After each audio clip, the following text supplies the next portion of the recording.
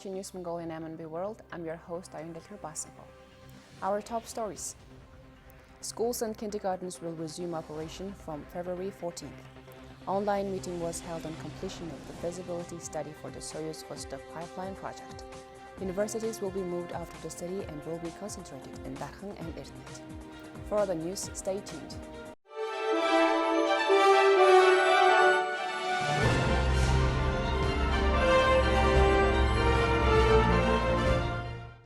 During the cabinet meeting, the Minister of Education and Science, introduced the plan to operate schools and kindergartens during the peak of the COVID-19 Omicron variant. Experts estimated that the peak will fall at the end of this month and in the first 10 days of February.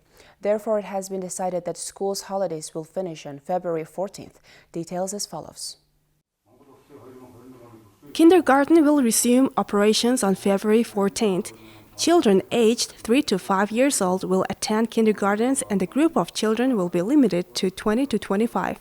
Secondary school classes will start as well on February 14th. If a positive case is detected in one class, students of that class will be transferred to extracurricular activities for 3 to 5 days. From February 28th, it is expected that all courses will be conducted in class. Technical and vocational training centers, universities and colleges will resume their classes remotely from February 7th. As of January 24th, 78.7% of kindergarten teachers, 69.3% of secondary school teachers, 68.3% of teachers of technical and vocational training centers, and 58% of university teachers have received the first booster shot of the coronavirus vaccine. In addition, 77.5% of children aged 12 to 15 and 85.2% of children aged 16 to 17 were vaccinated with a second dose. 64.7% of students of technical and vocational training centers were administered a second dose and their first booster shot, and 40.1% of university students have received their booster shots. The Ministry of Health and the National Center for Communicable Diseases provides its daily updates on COVID-19 status in Mongolia. Let's take a look at the updates from our next report. The Ministry of Health today reported that 2,273 COVID-19 cases were detected after tests were carried out at PCR laboratories across the country. 2 people also with underlying health conditions died of COVID-19 complications in the past 24 hours. All new cases are of domestic transmission, 1,183 out of which were confirmed in Ulaanbaatar, and the remaining 1,090 were confirmed in the provinces. 11,255 COVID-19 patients are being treated at hospitals nationwide. Additionally, 59,737 patients are being treated at home. Among the COVID-19 patients being treated at hospitals nationwide, 3,517 are showing mild symptoms of illness and 93 are in critical condition. As of now, around 2.17 million people have had 2 doses of COVID-19 vaccine and 31% of the population has received the booster shot so far. The anticipated COVID-19 peak is to be reached around Lunar New Year. Hence, officials warn the public against the risk of getting exposed to the virus and it's advising people not to celebrate the holiday widely. As part of the decentralization of universities from the city, the first 3 provinces have begun planning for university complexes. The goal of developing universities out of the city as a complex was set many years ago, but to date it has not materialized. According to the government's resolution, Erdenet University, a subsidiary of the University of Science and Technology in Darkhan аймаг, will be diversified into a mining and technology school. In Darkhan аймаг, the agroecological business school of the Institute of Plant Breeding under the Agricultural University will be diversified into other agricultural fields. The structure of our agricultural university is a parallel school and research institute. There are various schools: veterinarian school, livestock research institute, University of Animal Husbandry Technology, School of Agroecology, and School of Agrobusiness. This structure makes doing the research a little easier. In the near future, we have been discussing with the university's academic council to support the establishment of free independent programs at these schools from next year. Darkhan Province has branch universities of the University of Science and Technology and the National University of Mongolia. As of now, there are about 1,000 students in these schools. Under the new plan, the number of students is expected to reach 5,000 by 2025. Currently, about 2,200 students study at the National University of Medical Sciences, the Mongolian University of Science and Technology, and the University of Agriculture in Darkhan. This number is expected to increase to 10,000 of students by 2025. The main thing is that the state-owned universities and colleges in this rural area should create the right model of cooperation. There are many questions about how the ministry will support these policies. There are many issues to be addressed, such as teacher issues, teacher development issues, training, salaries, and social security. There is a question of how to improve the working environment of teachers working in rural areas and create social guarantees. The policy is to provide more attractive conditions than those enjoyed by teachers in Ulaanbaatar city. It is estimated that a university complex will be built on 30 hectares of land in Darkhan and 50 hectares in Erdenet as part of the work to move the universities out of the city. The complex will include a dormitory, innovation center, library, and a school hospital. The feasibility study for the Soyuz Vostok pipeline from Russia to China via the territory of Mongolia was completed ahead of schedule, bringing the project to its next stage. On January 25th, Mongolia's Deputy Prime Minister Darkhan and Gazprom company chairman of the Management Committee, Alexei Miller, held a virtual meeting and signed a protocol on finalizing the feasibility study for the construction project. The results of the meeting were introduced to the government by the Deputy Prime Minister on Wednesday.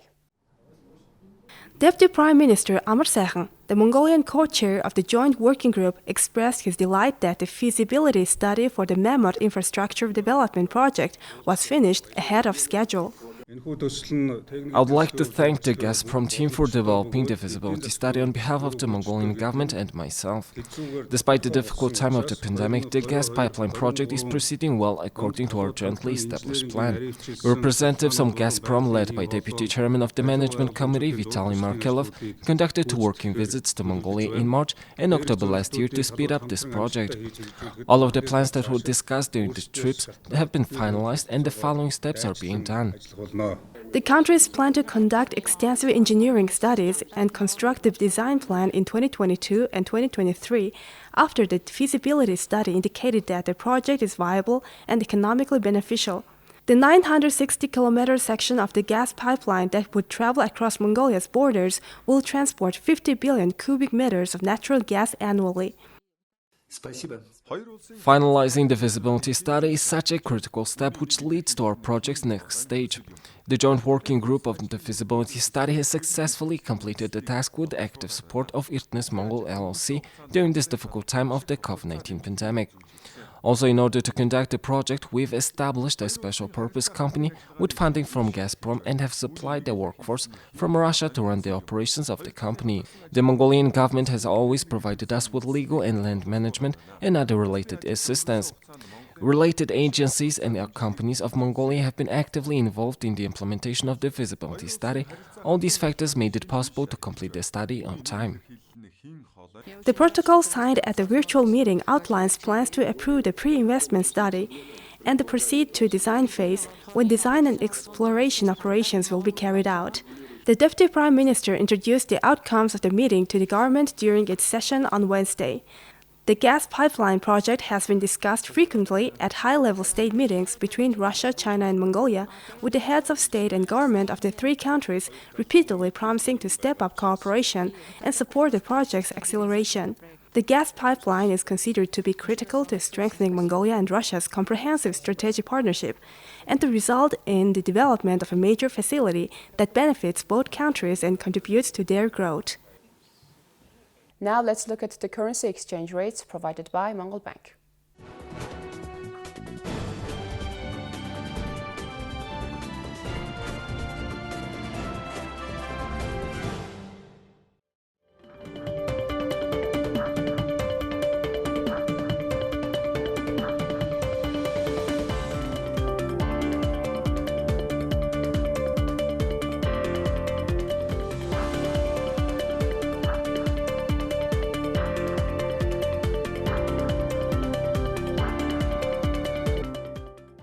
And here's the weather forecast for major cities around the world.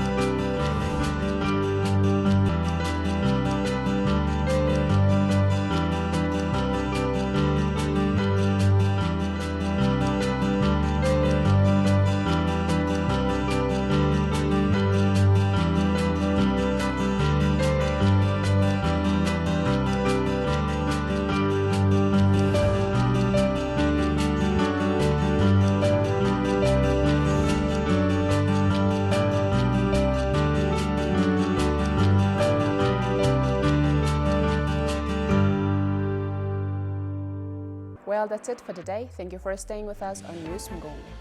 See you tomorrow with more stories and updates. Have a great evening. Goodbye.